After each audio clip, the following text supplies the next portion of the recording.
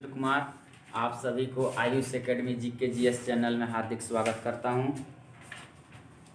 आज हम लोग इकोनॉमिक्स यानी कि अर्थशास्त्र का टॉपिक पढ़ेंगे, जो हम लोगों का पहला वीडियो होगा इकोनॉमिक्स से संबंधित।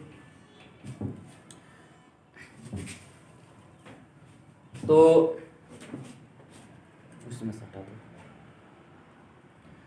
तो अर्थशास्त्र और अर्थव्यवस्था में इसी में हम लोग समझेंगे अंतर। तो हमारे जितने भी कॉम्पिटिटिव एग्जाम होते हैं उसमें अर्थशास्त्र से बहुत कम लेकिन अर्थव्यवस्था से ज़्यादा क्वेश्चन आता है। फिर भी हम यहाँ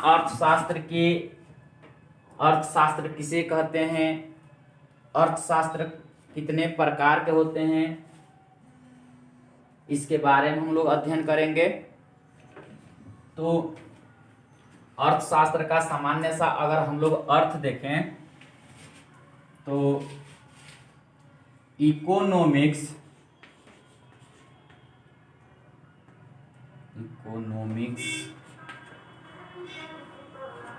ये जो इकोनॉमिक्स जो शब्द है यह ग्रीक भाषा के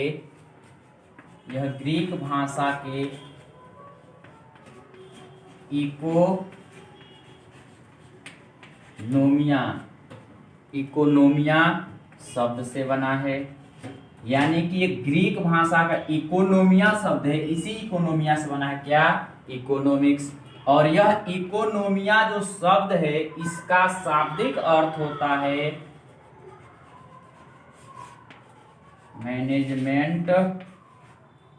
मैनेजमेंट ऑफ वेल्थ मतलब धन, मैनेजमेंट मतलब प्रबंधन करना, अर्थात कह सकते हैं धन का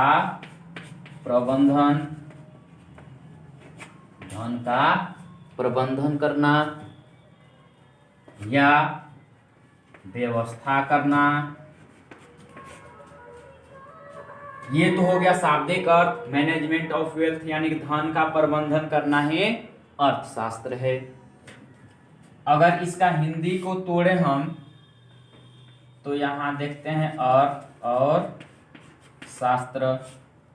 अर्थ मतलब धन और शास्त्र मतलब सिद्धांत। तो कह सकते हैं वे सभी सिद्धांत, वे सभी थ्योरी जिसके माध्यम से, जिसके प्रयोग से हम लोग धन का प्रबंधन करते हैं वही कहलाता है अर्थशास्त्र। या ऐसे बोल सकते हैं धन को प्रबंधित करने के लिए या धन का प्रबंधन करने के लिए, मैनेज करने के लिए जो सिद्धांत अपनाया जाता है वही कहलाता है अर्थशास्त्र। एक सिंपल सा परिभाषा हो गया, धन का शास्त्र है अर्थशास्त्र है, धन का सिद्धांत है अर्थशास्त्र है। तो यहां केंद्र में आ रहा है धन। एडम स्मिथ जो आधुनिक अर्थशास्त्र के पिता माने जाते हैं, एडम स्मिथ ने 1776 ईस्वी में एक किताब लिखा था वेल्थ ऑफ नेशंस। वेल्थ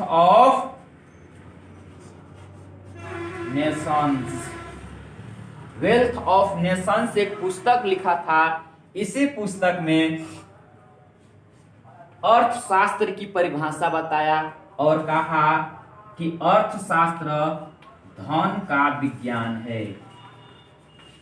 अर्थशास्त्र क्या है, धन का विज्ञान है। किसने कहा, तो कहेंगे एडम स्मिथ ने कहा। इसीलिए एडम स्मिथ को फादर ऑफ इकोनॉमिक्स माना जाता है। फादर ऑफ इकोनॉमिक्स, सॉरी इधर नहीं दिखता होगा, फादर ऑफ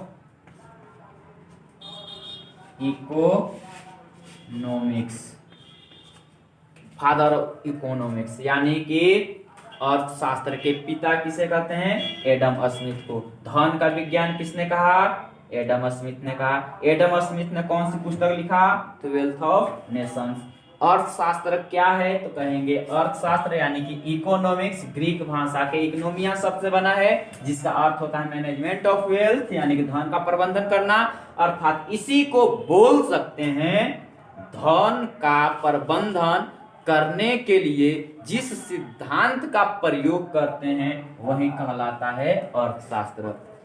कुल मिलाकर कहें तो अर्थ जो शास्त्र है यह एक सैद्धांतिक विषय है। सैद्धांतिक विषय है। अर्थशास्त्र क्या है? एक सैद्धांतिक विषय है। इसमें सिद्धांत पढ़ा जाता है, इसमें बताया जाता है कि आय बढ़ने से मांग बढ़ती है। अगर वहीं लगे रियल में आय बढ़ने और मांग बढ़ने तो कहेंगे अरे ये तो पढ़े थे और रियल में हो रहा है। तो जहां पढ़ते हैं वह सैद्धांतिक है। लिखा हुआ है कि जिस देश में काला धन बढ़ जाए वहां पर डीमोनेटाइजेशन, विमुद्रीकरण कर देना चाहिए, काला धन कम हो जाएगा। ये तो सिद्धांत है और इसका प्रयोग मोदी जी ने कर दिया, यह व्यवहार हो गया, वास्तव में हो गया। तो वास्तविक विषय है अर्थव्यवस्था, जबकि सैद्धांतिक विषय क्या है? अर्थशास्त्र। ये तो सिंपल सा एक सिंपल सा अर्थ बता दिए, लेकिन एक्चुअल में अगर हम लोग अर्थशास्त्र को परिभाषित करना चाहें थोड़ा और बेहतर तरीके से तो कैसे करेंगे? तो देखिए यहाँ पे हम लोगों की जो आवश्यकता है, जो जरूरतें हैं वह असीमित है। हमारी जो इच्छाएं है, आवश्यकता है, मांग है वह असीमित होती है, लेकिन हमारे पास साधन सीमित होते हैं। तो साधन सीमित होते हैं और आवश्यकताएं असीमित होती है, तो यह कैसे हमारी आवश्यकताएं संतुष्ट होगी, कैसे हमारी इच्छाएं संतुष्ट होगी? तो ये जो साधन होते हैं, साधन, इस साधन का उचित बंटवारा, उचित बंटवारा मतलब कहने का मतलब सही ढंग से बंटवारा करें। उचित बंटवारा, उचित बंटवारा करने के लिए जो सिद्धांत अपनाया जाता है, कहने का मतलब ये जो साधन है इसका उचित बंटवारा करके आवश्यकता जो है, आवश्यकता की पूर्ति, आवश्यकता की क्या पूर्ति, आवश्यकता की पूर्ति करने के लिए, लोगों की आवश्यकता की पूर्ति करने के लिए उचित बंटवारा हेतु, किसकी बंटवारा? साधनों की। उचित बंटवारा करने के लिए सिद्धांत अपनाया जाता है। कौन सी सिद्धांत से बंटवारा करें ताकि आवश्यकता की पूर्ति हो जाए? तो सिंपल सा परिभाषा इसको बता सकते हैं, लोगों की आवश्यकता की पूर्ति करने के लिए, लोगों की आवश्यकता की पूर्ति करने के लिए साधनों का उचित बंटवारा हेतु जिस सिद्धांत का प्रयोग करते हैं वही कहलाता है क्या? अर्थशास्त्र। ये सिंपल सा परिभाषा लिख देंगे कि अर्थशास्त्र किसे कहेंगे? तो कहेंगे लोगों की आवश्यकता की पूर्ति करने के लिए, लोगों को संतुष्ट करने के लिए जो साधन है इसका उचित बंटवारा करने हेतु जो सिद्धांत अपनाया जाता है वही कहलाता है अर्थशास्त्र। अच्छा, यहाँ आवश्यकता की पूर्ति हो रहा है, कहने का मतलब लोगों का कल्याण हो रहा है। क्या हो रहा है? लोगों का कल्याण हो रहा है। यह लोगों का कल्याण हो रहा है तो मार्शल नामक एक अर्थशास्त्री ने अर्थशास्त्र को लोगों का कल्याण करने वाला विज्ञान कहा, यानी कि लोगों की कल्याण करने वाला विज्ञान अर्थशास्त्र है। यानी कि अर्थशास्त्र लोगों की कल्याण करने वाला विज्ञान है। किसने कहा? मार्शल ने। तो ये ऑब्जेक्टिव क्वेश्चन हो जाएगा कि मानव और अर्थशास्त्र को मानव कल्याण से किसने जोड़ा? मार्शल ने जोड़ा। ये सिंपल सा एक अर्थ बता दिए हम कि अर्थशास्त्र किसे कहते हैं। लेकिन जो ये अर्थशास्त्र है, इस अर्थशास्त्र को, ये जो इकोनॉमिक्स है, इस इकोनॉमिक्स को 1933 ईस्वी में एक अर्थशास्त्री था जिसका नाम था रैगनर फ्रीशर। क्या? रैगनर फ्रीशर। इस रैगनर फ्रीश ने 1933 ईस्वी में अर्थशास्त्र को 2 भागों में बांट दिया। अर्थशास्त्र को कई भाग में बांट रहा है? 2 भाग में बांट रहा है। एक भाग को हम लोग कहते हैं माइक्रो, एक भाग को कह रहे हैं हम माइक्रो, एक भाग को कह रहे हैं माइक्रो, और दूसरे भाग को हम कह रहे हैं मैक्रो। दूसरे भाग को मैक्रो। एक को हम लोग कहते हैं व्यष्टि, एक को हम कहते हैं समष्टि। व्यष्टि और समष्टि। तो कह देंगे इकोनॉमिक्स को 2 भागों में किसने बांटा? रैगनर फ्रीश ने। माइक्रो शब्द का प्रयोग सबसे पहले किसने किया? रैगनर फ्रीश ने। कब बांटा? 1933 ईस्वी में। ये माइक्रो और मैक्रो है क्या?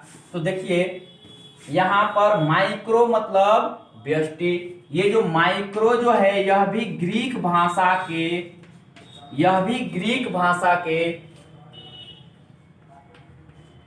माइक्रोज शब्द से बना है।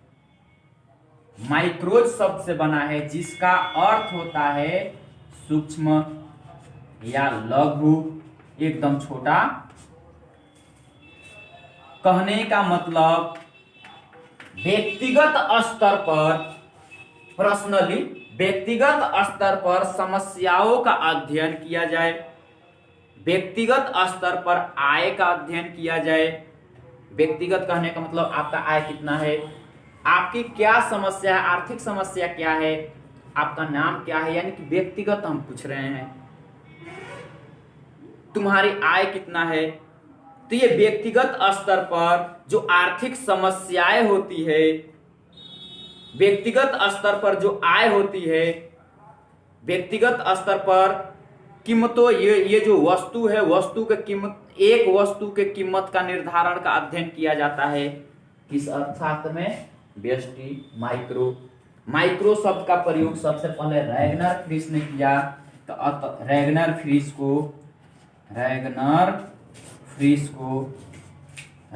फ्रीश को माइक्रो इकोनॉमी का जनक मानते हैं।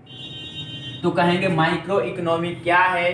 तो कहेंगे माइक्रो जो शब्द है ग्रीक भाषा के माइक्रोज शब्द से बना है जिसका अर्थ होता है सूक्ष्म या लघु।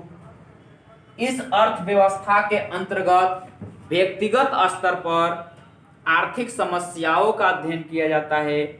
व्यक्तिगत स्तर पर एक व्यक्ति की आय, एक उद्योग की लाभ, एक फर्म की आय का अध्ययन किया जाता है